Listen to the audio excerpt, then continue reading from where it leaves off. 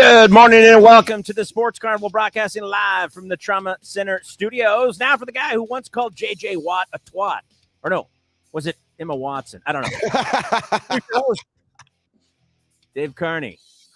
Oh, rumors and allegations of my besmirching a Wisconsin native, one of the greatest defensive football players of all time, is completely and categorically false, Chad.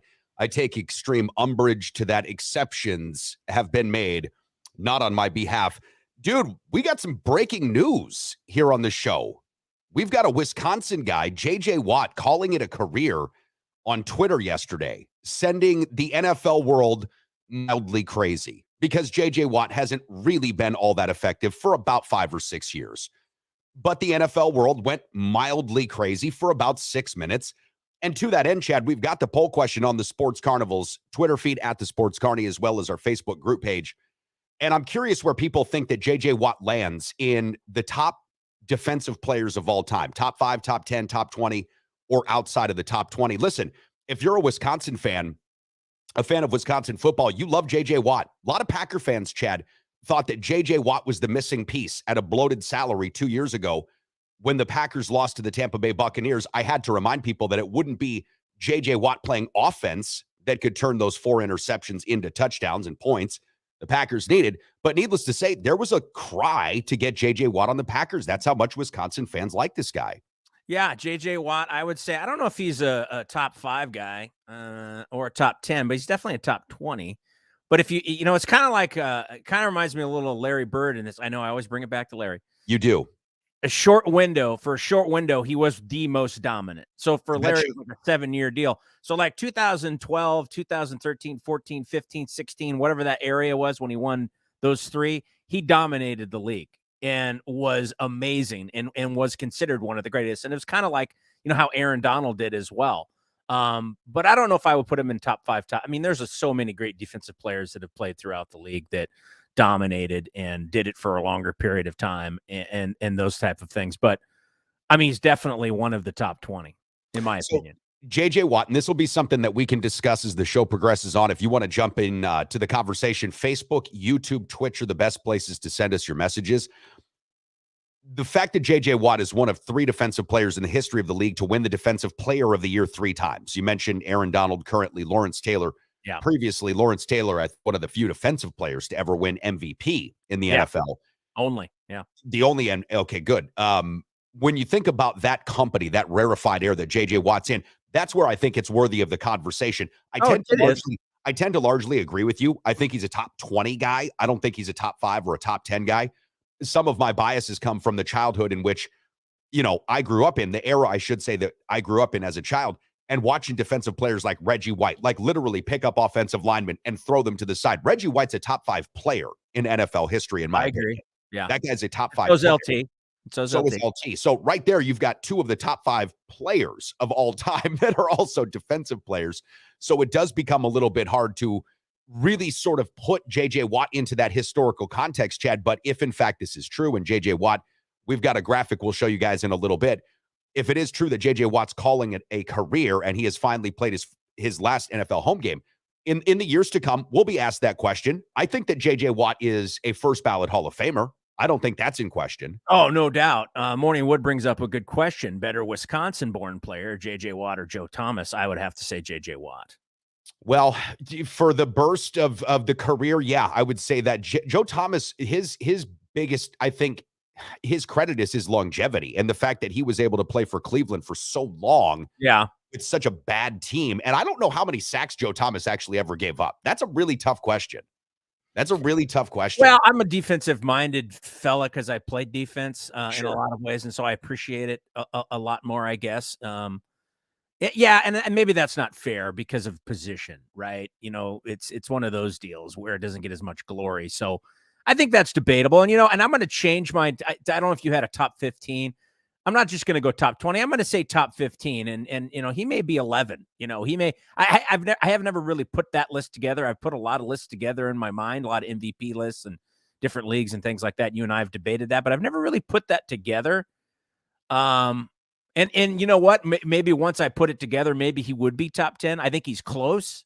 when I really think about his impact. And that span when he dominated the league was truly amazing. It really was. Well, he's one of, I think, two guys maybe in NFL history, and this goes back to the 1920s, that's ever had, and I can't even remember what the stat is, so I don't want to get into the weeds here, but X number of sacks plus touchdowns in a career, right? Like J.J. Watt's also got some touchdowns. J.J. Swat was his nickname. I like, this is something that we're going to get into this morning as well. This is great.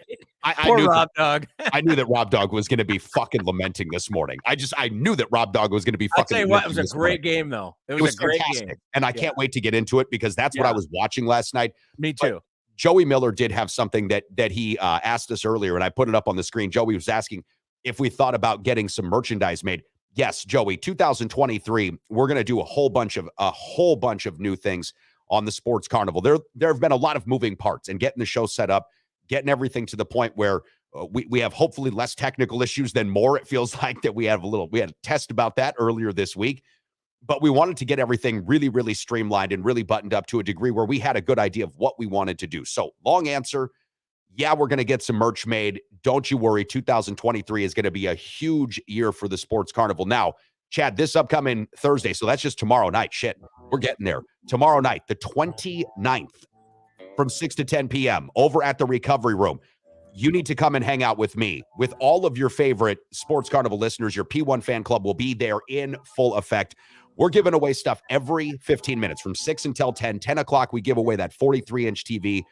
At about 9:45, we're giving away that snowboard. There's so many great prizes. Stacks Family Farms has come correct with all sorts of great goodies, edibles, cookies, rollables. It's a plethora, a pantheon of perfectness. So tomorrow night, 6 to 10. Chad, we'll be back. We've got a poll question, as mentioned. It's up on our Twitter feed, our Facebook page as well. Where do you put J.J. Watt? Top defensive players of all time. Stay tuned.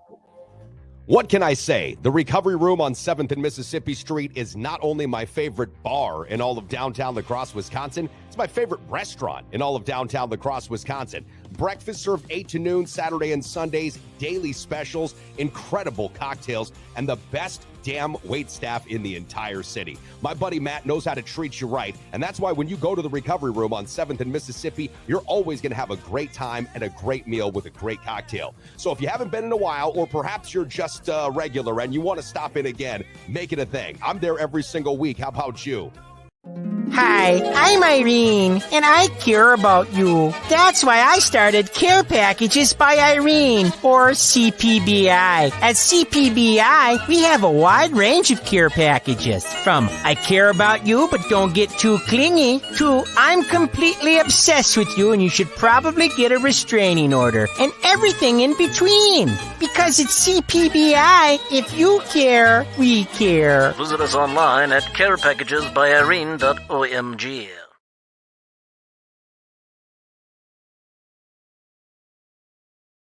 Broadcasting live from the Trauma Center studios. This is the Sports Carnival. Remember, life always offers you a second chance. It's called tomorrow. Yeah. Think about it. Here's your host, Dave Carney. I still can't believe you called J.J. Watt a twat. Or was it Emma Watson a twatson? I can't remember. Neither of these things ago. Neither of these things are true. I deny them. I deny them with the full he's force. A twat. That guy's a twat. I'm like, whoa, dude. I don't know. Yeah, I don't know what you're talking about. I think this is what we like to call hashtag fake news. Okay, Chad. There's no such thing. No such thing. What Chad's doing right now is he's creating the narrative. You see, if you say something enough times, and like George Costanza, I'll go back to Seinfeld for another great quote. George Costanza said this once on the show: "It's not a lie if you believe it." And so that's where we can go with a lot of your revisionist history, I guess we could say here. It's not a lie if you believe it, even though it's not actually true. What is true, according to Joey Miller, I'm glad that he sent us this in here on YouTube this morning. Joe Thomas allowed 30 career sacks. That's not bad. For a career? Like over 12 years. I think Joe Thomas played 12 years for Cleveland, if I'm not mistaken. Wow. That actually is extremely impressive when you think about that. It's incredible. Yeah, that is absolutely. Yeah, that's. Yeah, I mean, again, that's harder to judge an offensive lineman on, when you're, because there's less metrics there, right? You really have to understand football better and really be able to study these guys. No. But you know what? I would say I still put JJ Watt ahead of him. But that's again, that's my bias for defensive players, I believe. Well, I tell you what, I did a deep dive once, and I'll bring it back up at some point here. The top 5 athletes to ever come from the state of Wisconsin. And I went through JJ Watt and I went through Joe Thomas. I'll dig that back up because I did save that. Let me take a look here at the poll question because, Chad, we're starting to get a lot of votes on this. As a matter of fact, our Twitter feed is starting to really grow. I mean, day by day, we're growing on Twitter. We're growing on Facebook. And thank you guys so much at the Sports Carney on Twitter. And the question asks again, where do you think he lands? Top 5, 10, 20, outside of the top 20? Really, right now, it's a 2-horse race between top 10 getting 38.5% of the votes and top 20 getting 30.8% of the votes. And I think that shows you we could have had, if we had multiple ways in which to answer these questions, we could have had a top 15 vote because, Chad, you're right. It might be somewhere in between 10 to 15, right? It could be in that 11 range. Yeah. Listen, this is what is really fun about going through the summer. Because in the summertime, when the NBA finals are over and Major League Baseball is in whatever portion of the season that they're in that we still don't care about, this is what we get to do. We get to do these kinds of lists. We get to put these things together. So listen, it's a fair question. Go to our Facebook group page, go to our Twitter feed, and take a look there. Again, it's between top 10 and top 20 right now. You almost had me say twat. You almost had me say twat 20. I knew he was going to do it. Matty Ice checking in. Says JJ a first ballot Hall of Famer, and I think we talked about this earlier, and I would say absolutely yes. I don't think there's any question about that. Yeah, I mean, I don't exactly know how they measure that, but to me, that's not even close, right? I mean, sometimes you see these guys, and you're like, is he at first? Is he second? This is an automatic. Yeah, he's in.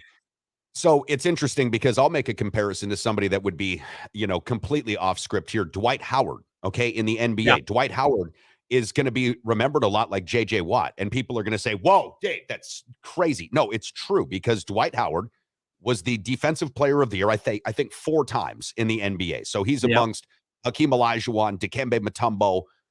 That's about it. The defensive player of the year award didn't exist early when Kareem was playing and when Bill Russell was playing. So the point is, Dwight Howard's going to be a Hall of Famer, a first ballot Hall of Famer. He's going to walk into not probably. He's an NBA champion. He's been to multiple finals. He's a 4-time defensive player of the year. He's in. Like, he's just in. No, he's in. The first ballot. That's where I differ with you. But this is where I'm going with JJ Watt. There are certain things about the Hall of Fame that you can almost see as the tipping point. And this is in baseball. This is in basketball. It's in football. You win multiple defensive player of the years, MVPs, golden gloves, things like that. You're going to the Hall of Fame. You're basically, if you were the best at your position for a period of time, you're in. Twat or not. Yeah. And JJ Watt, by the way, I listen, let's not get confused. And I'm not trying to say anything about the females on screen here because his wife looks beautiful, and congratulations to JJ. It looks like this. Koa is his son or daughter. I don't know. Rocking some headphones. First NFL game, my last NFL home game. My heart is filled with nothing but love and gratitude. It's been an absolute honor and a pleasure. I feel like Packer fans jump aboard the Sports Carnival carousel this morning and tell us this. Do you feel now gratified that the Packers didn't sign this guy? Because I told you at the time, if he played 11 games over 2 seasons, you'd be lucky because he just couldn't go anymore. I mean, Chad, when he left Houston, he went and got the bag from Arizona, which congratulations, you do that, right? And I heard people say, oh, he should take a hometown discount and come play in Wisconsin. What for? Like, go make the money, right? You're out. In better weather. Yeah, and you're playing inside. You're playing in better weather. And people thought the Cardinals would be good, right? The people thought the Cardinals would be good. But JJ just couldn't play anymore. And that's what you saw at the end of that Houston career. The sad part about a guy like JJ Watt, and I hope this doesn't happen to his brother TJ, is that he was just so injury prone. Like, as good as they are, as splashy and flashy and dominant as they can be, they're just not available enough to make that kind of impact. That's where a guy like Taylor and, we brought up, we brought up other defensive players in the past. That's where their impact, I think, is felt larger. They just kept going all the time. They were always out there. They were always disruptive. Yeah, always dominant. I think Morning Wood actually brings up a really good point, and sometimes we miss this. the human side of things. The thing about JJ is he's an even better person, playing catch with his kids before games, raising money for Houston after devastating hurricane. Much respect. I agree 100%, Morningwood. And again, I think a lot of times when we're talking sports, we lose sight of that part of it. What kind of character these guys have, what kind of person this guy is. He doesn't have as much of a sketchy past as some of the players we mentioned. Much respect to LT. I love Lawrence Taylor, but he had some issues off the field. Not saying he's not a good person, but he definitely had some things that besmirched his great legacy, where JJ Watt maybe had some injury-prone years here at the end of his career, but obviously was a stellar person throughout his career, which, again, that should be, considered as well when we're talking about him. Well, yeah, it should be considered, but I don't think that should be considered for the Hall of Fame. No. No, because I think that's where, and again, this is different. Life and sports, in the way that we categorize them, are different. Because, like, for Aaron Rodgers, just a quick aside here, I'm super happy for a guy like Aaron Rodgers that he keeps finding himself personally, right? Like, as much fun as we make of him for ayahuasca and doing all this stuff, I'm happy for somebody personally for finding that kind of peace and, being able to be like at one with themselves in their personal life. But does it fucking ruin a sports team and a list? Yeah, sometimes it really does. So I can be personally happy for somebody and also kind of like not caring because it doesn't affect you in the sports way. So with JJ Watt, like, listen, the Houston Hurricanes and all this, I agree with Morningwood. He's right. This dude's an awesome guy, and I take nothing away. But I don't think that we should count any of that, Morningwood, into whether or not he's a first ballot Hall of Famer. To me, he's a first ballot Hall of Famer just because of his numbers. I mean, look at this, 111 and a half career sacks. So that's already top 26 in NFL history. He's the only player to record 20-plus sacks in multiple seasons. Did that in 2012, 2014, and he was a 3-time Defensive Player of the Year. That's like that Dwight Howard comp. Because of this, and this, you're in. Well, if you were going to do, if you're going to do 4 linemen and you were doing a starting lineup, would he be in your starting lineup? And I don't think know. That's a good call. Ooh. I don't think he would be. I think Aaron Donald, Reggie White, when you start going down the list, Deacon Jones, I mean, there's so many guys that dominated over the years so that's another way to look at it, because you can look at it as a position, right? A defensive lineman, defensive end, defensive tackle, wherever you're going to stick him. And then you can look at it as a defensive player, which encompasses, linebackers and secondary as well. So when you look at secondary, I mean, and when you start opening up defensive players, is Deion Sanders on your list? I mean, there's other guys. I mean, we're thinking linebackers. We're thinking Dick Butkus. We're thinking Reggie Ed Reed's on my list. I mean, what about Ed Reed? What about Ray Lewis? I mean, Ray Lewis. Yeah. I mean, there's so many guys. Wow. So I think it does bump him into that 10 to 15 range, which is still very respectable, by the way. I mean, as long as this league has been around and as many as great players have been around, especially, 20, 30 years ago and before, when defense was a huge focus, where it isn't as much of a focus anymore because everything is offensively orientated. So much respect for this guy, and I definitely think he's in the top 15. I definitely do. You know what? And I think that was a great way to sort of put that, because I hadn't really even considered. I mean, I was thinking about the front line and I was thinking about the numbers, but you're right. When you really put it like that, Jesus, there have been Night Train Lane. There have been so many great. I mean, so many. Think about the Legion of Boom. You might have 3 Hall of Famers on that team. Alan Bobby Wagner, you have Richard Sherman. Oh, man. Yeah. Well, listen, Morningwood, just, going back here, says JJ worked his ass off. Let's remember he was a walk-on at UW. Again, amazing. Very, very impressive. I mean, listen, the guy is a tremendous talent. I mean, we're talking about an all-timer, right? That's why we're discussing where he falls. The fact that JJ Watt could be in the conversation for top 10, top 5, top 20, top 15, whatever, NFL defensive player of all time should be a testament to how hard he worked and what he did, because he was a converted tight end, Chad. He started at UW as a walk-on, as a tight end. Didn't work out for him there. He goes and plays defense, and obviously that did work out for him. His brother TJ Watt follows in his footsteps, not to be a tight end, but goes to UW, and the Packers famously didn't draft him, went for Kevin King instead. It's whatever. But it's always, it's always good to remind everybody, and this is obvious, but it's good to remind people, this is subjective, right? Yes. All of these lists, I don't care what any GOAT list you put together, someone's going to argue, it's the LeBron, Michael, Wilt Chamberlain, all the different guys in the NBA, or if you're going to do greatest football player of all time, is it Jerry Rice? Is it LT? Is it Johnny Unitas? I mean, is it Tom Brady? I don't know.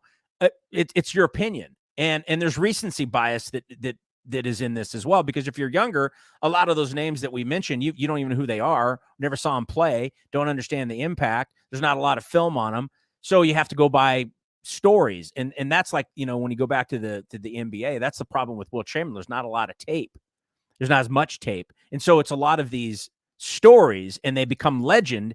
And a lot of times legends are embellished and things like this. The great thing about nowadays is you have all the tape in YouTube. You can watch it. You could sit down and watch a highlight reel of JJ Watt, which I'm sure is probably already up and posted somewhere, and just be like, wow, I forgot about that 4 years where he just dominated the league. It was impressive. He was amazing. And had he had stayed healthy, I think that the conversation that we're having right now would be largely different, right? Like if JJ Watt would have played 80% of his football games for the entirety of his career, I think we would be having a much different conversation. But you're right. This is subjective, and this is why we love doing this. This is the fun thing about sports, is it allows us these kinds of fanciful, historical, overlapping conversations. Go to our Twitter feed at the Sports Carney, or our Facebook group page, which just continues to grow day by day. And I'm super excited about that. Up to, I think, 273 members as of this morning. So this is really good stuff. And tell us what you think. Where do you think JJ Watt lands all-time defensive players in NFL history? Top 10, top 15, top 20? A metric that we use to judge people right here. Look at these two things right here. 111 and a half sacks. That's amazing. Yep. Yes, it is. 1982. Think about all the players that came before 1982 that dominated the league, and this was not a stat. So we have no idea. Yep. I mean, I think a guy like Deacon Jones did go back and look at film, and I think he came up with a number which seemed a little bit far-fetched, but probably close to accurate. And you probably could guess, but we don't have the hard facts. So it's really hard to judge those guys. And there's a lot of guys that came before 1982 that dominated that category that wasn't counted.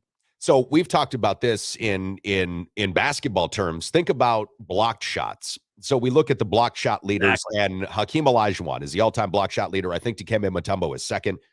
Kareem Abdul-Jabbar is still in the top 5, I believe. If Kareem Abdul-Jabbar, think about that. If Kareem Abdul-Jabbar would have gotten his blocks counted early, he would have absolutely led. Now, here's something else though. Maybe I say this because Bill Russell may have averaged a triple-double with block shots. He probably would have. Yeah. Bill Russell may have averaged 19 points, which he kind of did, or his career average, I think, was 15.7 points. Yeah. But Bill Russell averaged 15.7 points, about 19 rebounds a game.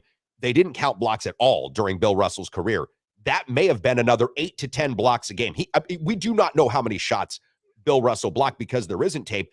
When you went back to the legend status, because as we're saying goodbye to one legend, coming up later this morning, about 8:30 this morning, we'll start getting into a current legend who is making a case for being one of the best players of all time already. As soon as this guy gets a championship, I mean, you can already mint him. He's like Giannis. You give this guy a championship, mint him into the Hall of Fame, because what we saw last night was just incredible. But going back to your idea of there not being tape and how we tend to either over-exaggerate or overlook, right? Because I think that what happened with Wilt Chamberlain is we overlooked his greatness because we didn't have the tape. There is no tape of his 100-point game. There isn't. There's a couple of pictures of him holding up that 100, and there's some snapshots of inside. It was written on a card. It was written on a place card. It was like this. He's like, oh, the 100. But there's some pictures of inside. But I think we overlook how great he was. I think we tend to over-exaggerate the greatness of people like Babe Ruth, Herman Babe Ruth, because this guy was, and I've watched some of the very few pieces of film of this guy that they actually were able to piece together from an early Fox reel of him taking batting practice. He's got no balance. I don't know that he could hit a Major League Baseball player now. I really don't know. And I think that the time in which these guys played, they worked 3 jobs, right? Then they went to the old Yankee ballpark to suit up in the pinstripes. By the way, nobody like you allowed. But those guys got together and played some club baseball. And we look back at Babe Ruth as like, well, this was obviously the best baseball player that ever lived. I don't know. I don't know if he could beat rec league players now. Well, really, you can't compare, but that's not fair to compare era to era just because obviously with sports science and all of that. I'm just All saying you can really do the is judge. over-exaggeration or overlooking. That's all I was making a comparison Yeah. of, because I think that you can over-exaggerate. Not that he wouldn't be good. I'm just saying I think Yeah. we over-exaggerate his Well, greatness where we maybe overlook Wilt's. I think the way I like to do it is judge the person within the time that they played. And within the time that he played, he dominated and was the most dominant force we've ever seen in In sport. white baseball. Yes. Well, and that's a whole separate issue, but that was the it's like the rules today. The context that he was not- playing in. Sure. It's not fair to judge. It's not fair to look at players from the past and put them in the rules of today, and then you can only play within the time and the time frame and the rules and whatever the league was set up at the time. That's all you can really be judged on. And then you have to look at it as an impact and how much of a legend that they became and how big of a star that they became, and extrapolate that. And this is why this becomes a very difficult conversation, and it's very subjective. But to me, as a player, you can only be as good as you can be when you play. Okay. And whatever the rules are set up the way they are. Now, we can sit back and go, yes, there weren't black players. Maybe the pitching wasn't quite the same, all those kinds of things. But obviously with baseball, the advantage has gone to the hitter. So I could argue that with you, that the mound height has changed, the ball has changed, the bats have changed, all of those different things as well. Babe Ruth was swinging a 44-ounce bat, for Christ's sake. Okay, listen. Okay, and I'm just saying. I'm not disagreeing with your general point, but here's where I will dual track you. Okay, because we have an example currently of this. To say that he was playing within the rules of the game, the rules of their game at the time, because it's not That's all he can do. Well, okay, but here's the point that I'm about to make. It's like watching the NBA and the WNBA. You can watch both of these leagues and obviously see which one's better, okay? Here's the thing. You can see which one's obviously better with more talent. There were Negro League games that you can watch and Major League games at the same time. Satchel Paige was still striking fools out in the majors when he was like 49. Okay. Yeah. He was still better than everybody after being kept out. So what I'm saying is that you watch the old major league players, like the old white major league as opposed to the Negro leagues. It's watching the WNBA next to the NBA. What you're seeing is that these people aren't that athletic. This is a slow game for fat old dudes. And then you've got these, this other league over here that's exploding with athleticism. The unfair part there is you could obviously see the talent difference, obviously. So that's where I just don't know. Well, that there's I think in that way, to me, the WNBA comp is about the same. I'm watching, Babe Ruth fall over himself, and then Satchel Paige is 100, and he's still coming into the majors and just waxing these fools. How athletic do you need to be if you just hit it over the fence, though? Well, I don't know. We got to know what I'm saying? I think Babe Ruth could have hit a home run just about off anybody that time. He might have been. Yeah, I mean, he was that dominant. Again, you have to look at it like how dominant was this guy? He was the biggest celebrity in the world. That's true. That's true. I mean, he was the Michael Jordan of that era. So you have to give him credit for that. I understand what you're saying. And again, there's no winner in this argument. There isn't, because it's subjective. Of course. My opinion against your opinion. Of course. Some people are going to agree with you. Some people are going to agree with me. Some people are going to be like, why the hell are they talking about this? I thought we were talking about J.J. Watt. Well, because J.J. Watt and Babe Ruth have a lot in common. They both are athletes. Yes. And they've both spent time in places like Wisconsin and Arizona. All right, let's go to the poll question on our Facebook group page, Chad. Where do you think that J.J. Watt lands all time in the NFL's defensive players, best players in NFL defensive history? Top 5, top 10, top 20, or outside the top 20 actually gets 7% of the vote. 13%, Chad, right now on top 5, 37% top 10, 43% for the top 20. Okay. How many on top 5? Top 5, we have 13%. Wow. Okay. Well, that may be regional bias there, because I think that may be a little bit strong. Yes. Well, 43% are sort of agreeing with both you and myself, because I voted top 20 because I think he's somewhere within that 10 to 20 range, right? I think he's in that 10 to 20 range. On our Twitter feed at the Sports Carney, outside the top 20 gets 26.5%. Top 20, 26.5, top 10, 33.3, and top 5 still 13.3%. Wow. So we're seeing a fair to average regional bias. And I think that's what I don't know if you really, guys, everybody have to think about, okay, we're talking about all defensive players. If you were saying linemen, defensive linemen, maybe you could start making that argument for top 5. Okay. I just don't see it. I don't see it when you think about, there's a pantheon of great defensive players How old is this league? 100+ years, whatever it is. 101, I think, or 102 years now. Yeah. I mean, there's a lot of dudes that came before J.J. Watt that dominated that we don't think about anymore, and we don't have tape on. And then the ones that we do have tape on that were so dominant, it's Ronnie Lott.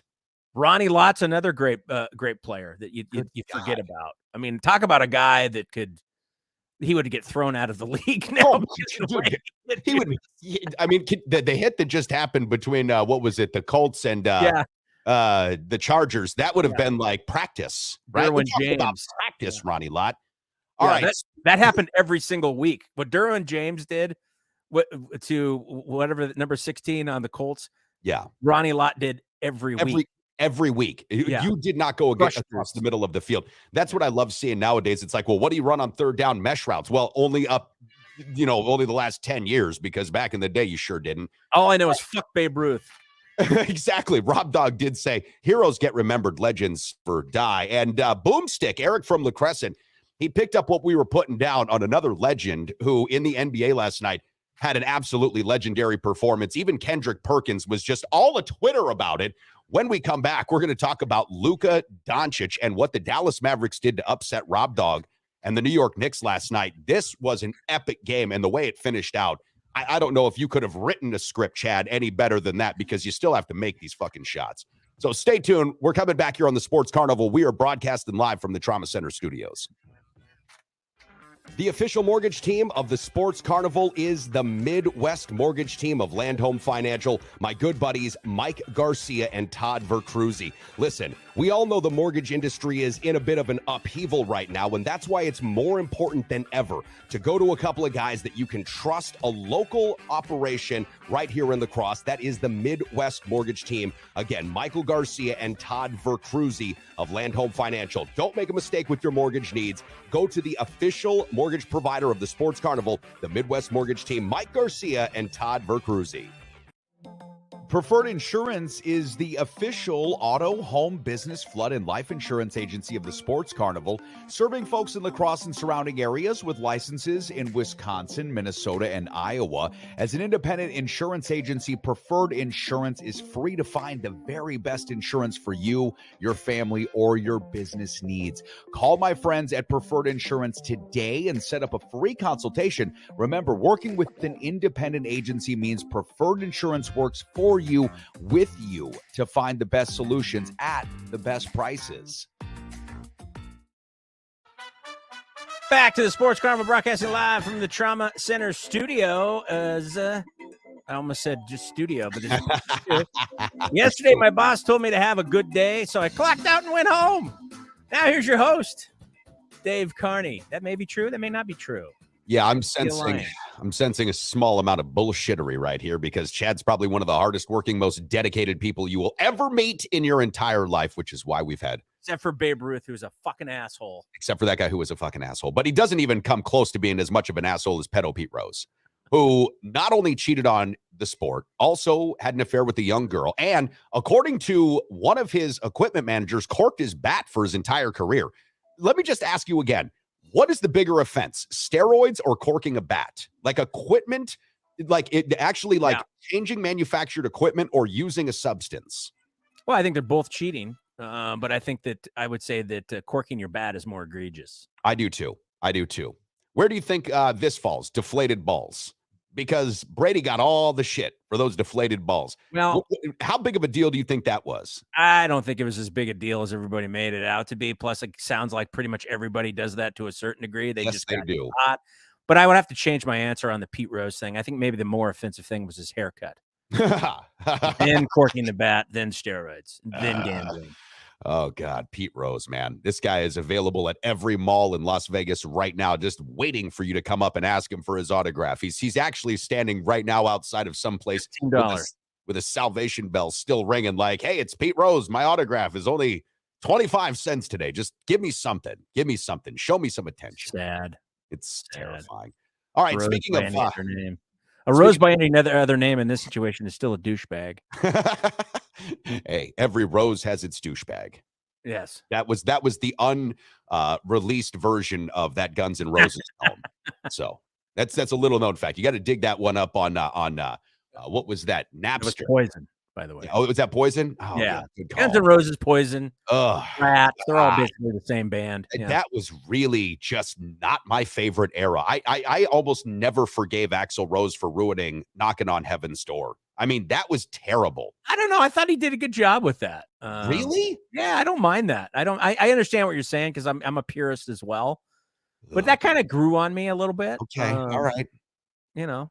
I think I can stand November Rain because I remember the video when I was a kid, and whoever he was having portray his wife in that gave me, some Morning Wood. little morning. There you go. Good call. Yeah. All right. Let me send a couple of shout outs here. Throw some flowers, if I could, on some of the good friends of the program here. Sean O'Neill, the O'Neill Law Firm, the official attorney of the show for criminal, for bankruptcy, for family law. Give Sean a call. He's downtown on 5th Street in La Crosse. Also downtown La Crosse, Preferred Insurance, Tony Rausa and Brian Sandmeyer, auto insurance, flood insurance, business insurance, home insurance. They are the official insurance provider of the program. And Chad, an independent insurance agency, which means they're not locked into selling you just one product. They are going to find the very best price for you.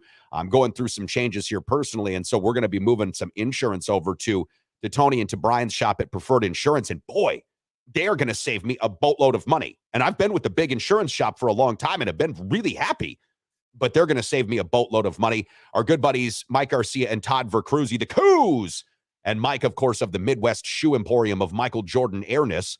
They are the official mortgage providers of the Sports Carnival. And again, if you're looking to buy or sell a home, we've got your real estate needs covered, but especially the buying side of this, Chad. When you go to buy a house, you need to make sure that your guns are locked and loaded. And I mean that. You got to have a pre-approval letter, and you need to have one from a strong local lender that agents are going to look at and present to their clients like myself and say, hey, listen, this is a good offer. We've got Midwest Mortgages pre-approval, and they're ready to go.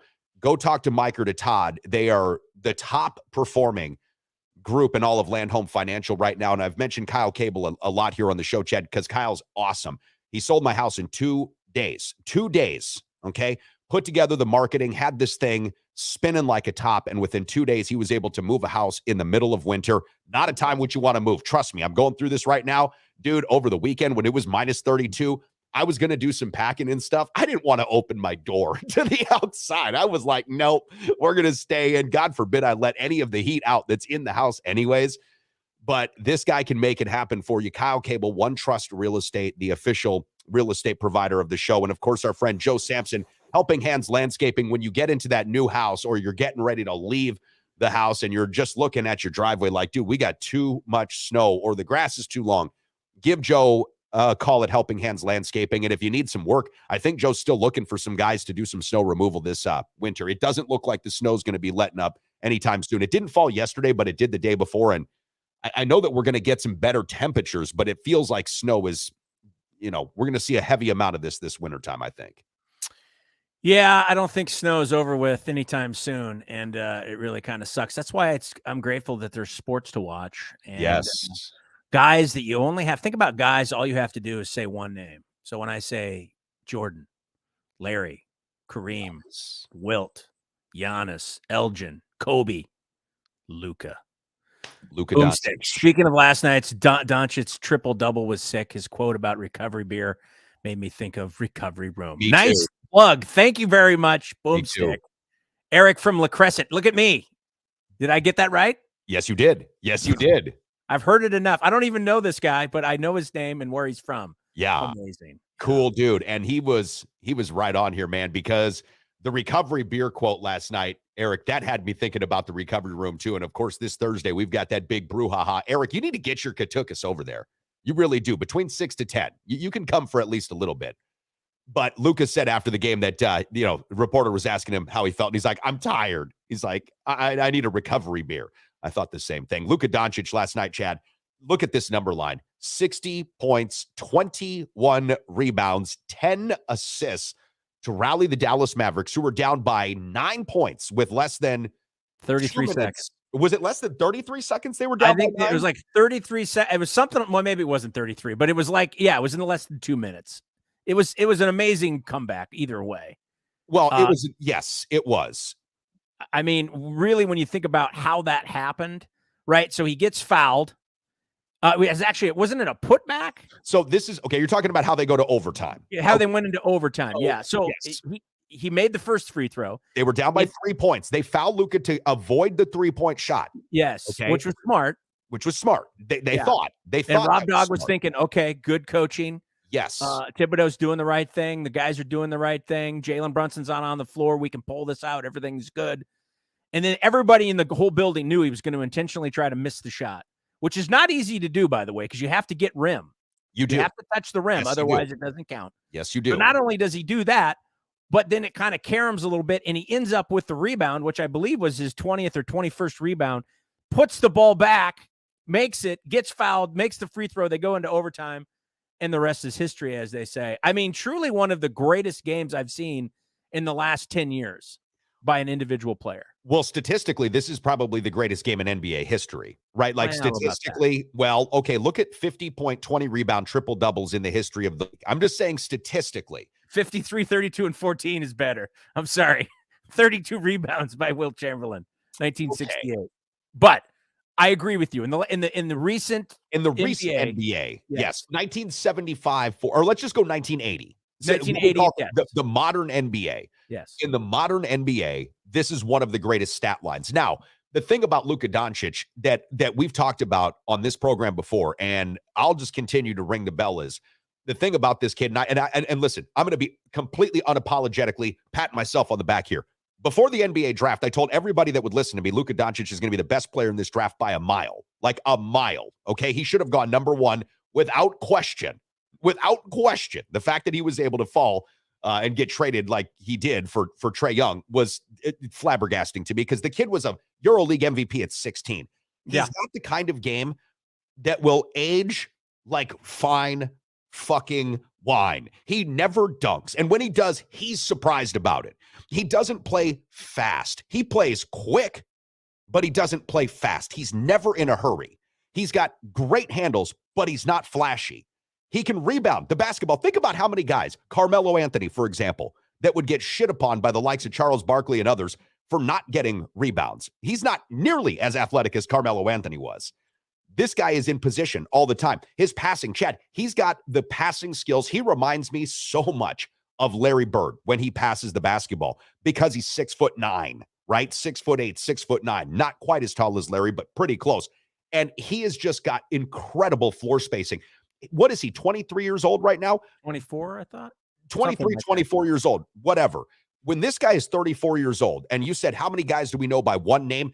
This cat, sometimes I pinch myself. This cat could be far and away the best player in NBA history. In fact, he wins championships, stays healthy, and continues on this trajectory. He's LeBron James without the athleticism, and probably better overall than LeBron James at everything, right? He's a better passer. He's a better shooter.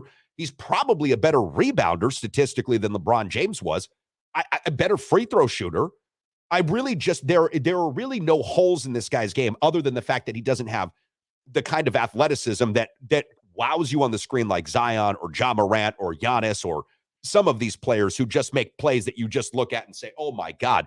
But when you watch Luka play basketball, it is a thing of fucking beauty. It really is. It is beautiful. I thought that was the stat. Rob Dog did back me up here. They were down 9 with 33 seconds. It was, I mean, that was almost like remember when Reggie Miller did that against the Knicks? Yes, I do. Which was absolutely amazing. Yeah, this performance by Luka. Here's the thing that always strikes me about Luka. Number one, all he needs is one more piece.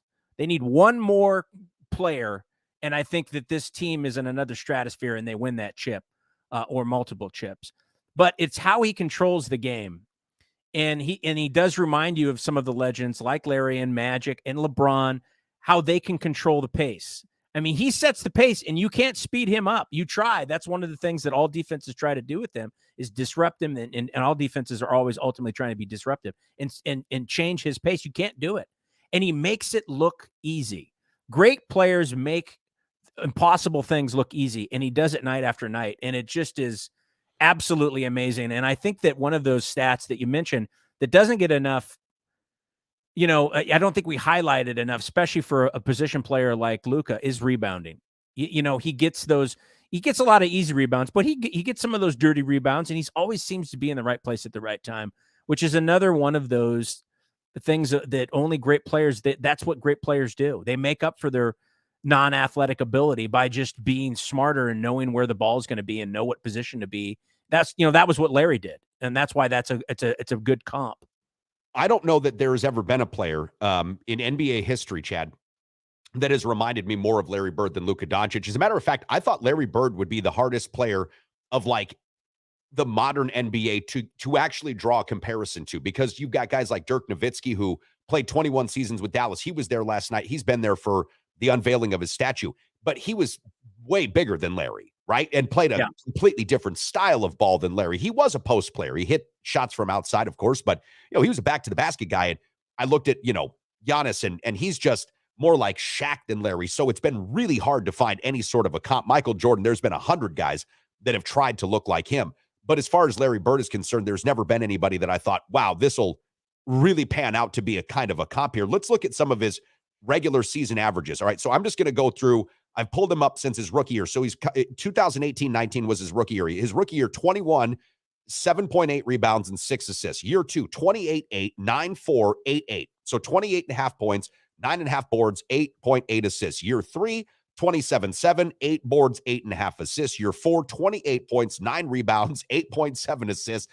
And year 5, this year, 33.5 points, 8.7 boards, 8.8 assists. He also averages 1.7 steals a game for a career 1.1 steals a game. He doesn't block shots, which Larry did do, but he shoots 35.5% from downtown, 50% from the floor, and 74% from the free throw line. That is a part of his game, which I'm a little surprised isn't better, was free throw shooting as well. He can easily hit 85, 86% of his free throws, which as he gets older, I guarantee you he will, because he'll be spending more time at the line, because he'll get better and better even at drawing fouls, and he won't have to work nearly as hard as he does now. But Chad, going back to the original point of his game and the comp to Larry, it's really not that. It's the fact that his game, like Larry, will age so well. I think that's the compliment to him, because if Larry wouldn't have gotten hurt, I mean, dude, he could have easily played 15 solid years, right? It was like magic. If he hadn't gotten diagnosed with HIV, he could have continued to play for another really high level. So this kid, to me, if he stays healthy, forget about it. This is a top 3 player. Well, the other thing is, obviously, the league, the way it's constructed now and the way it's played now and officiated now, lends to a longer longevity as well, where in the 80s and 90s it didn't, because you're getting the shit beat out of you. If you were going in the lane, you were going to feel it. That's just the way they played, especially in the playoffs. Not quite the same, but that's one thing that I'm impressed with him as well, is how well he drives to the hoop, how he can create his own shot. He can post play. He's a great rebounder. I think maybe the one knock on him, kind of like Larry, but Larry was a good team defensive player. And was on the second team defense, I believe, twice in his career, if not 3 times, is his defense. You don't really see that. And then his free throw shooting as well. But when we're doing narrative building, now we have to look at this. Okay, we're looking at Jason Tatum. We're looking at Giannis, MVP. They're going back and forth, back and forth. Obviously, both their teams are doing better. But Luke, when you have moments like this, this starts to, those writers are going, wow, God, did you see Luka last night? Not to mention he scored 50 against Houston a couple of nights ago. So you start stringing a couple of these games together that are wow games, and that starts to add to your resume to make a case for MVP. I think he has now moved. He's snug against Giannis and Jason Tatum right now. Well, right now, and this is just what I love about the NBA. NBA action is fantastic. There is a growing race for MVP. So Giannis, Jason Tatum, but then you've got Nikola Jokic, who, listen, you can't ignore what this. You can't ignore what this guy is doing. You've got Ja Morant. The West Grizzlies are playing incredible basketball. Zion Williamson's going to get a look as he continues on this season with the Pelicans. There are so many great players right now. The NBA is in a really, really good spot. I would take Milwaukee in the finals as well. Okay. At least I think that's what he says. I'd like Milwaukee in the finals. I tell you what I'd also like to do. I'd like to talk about some ways in which I'm going to help you make money, because if you sign up at BetUS, you get 125% free deposit match. And tonight, we've got a couple of juicy plays in the NBA. I've already made a 2-team 4-point NBA teaser I want to tell you about. Stay tuned. We'll get into some of the gambling elements of the program here We're broadcasting live from the Trauma Center studios, back in about 60. Now more than ever, if you're looking to buy or sell your first home or perhaps an investment property, you need a full-time dedicated real estate agent who is up to date on all the latest trends and analysis and is ready to give you the kind of service that you deserve. That's why the official real estate agent and the official real estate partner of the Sports Carnival is Kyle Cable of One Trust Real Estate. Whether you're looking to buy or sell your first home or perhaps you are a seasoned investor, call the official real estate agent partner of the Sports Carnival, Kyle Cable of One Trust Real Estate. Hey, it's time for koozies, hot tubs, and jacuzzis. With a big announcement for the next 2 months. When you buy a hot tub or jacuzzi, you get a pair of tickets for the Big Coozes Booze Cruise. Headed to Cabo. So sop that mop and then come pop a top with me, the Coos. Sop that mop is slang term for wet bush. Wet bush. Back to the action live from the Trauma Center studios. This is the Sports Carnival. Earl Nightingale once said, a great attitude is not the result of success. Success is the result of a great attitude. So ship up, or shape up, or ship out. Is that how they say that? Now here's your host, Dave Kearney. Yeah, shape up or ship out is something I heard a lot as a kid because my stepfather was in the Navy. And so I heard a lot of shape up or ship out things. And I decided at 15 I was just going to ship out. I never could do a good job of shaping up. That just never really was in my DNA. You know what I'm saying? You're a contrarian. Yeah, I'm a bit of an asshole, as you've mentioned a few times before. So I think even as a kid, I had that built into me. Hope you guys are having a great day and joining the program here. If you're late to the show, no worries. You can catch up on this thing everywhere: Twitter, on Facebook, on YouTube, on Twitch, on LinkedIn. Chad, it's really interesting, the technology that we have now and just how many places we can get our entertainment. They just continue to multiply day by day by day. And I know that's the same for a lot of folks that want to make wagers, friendly wagers.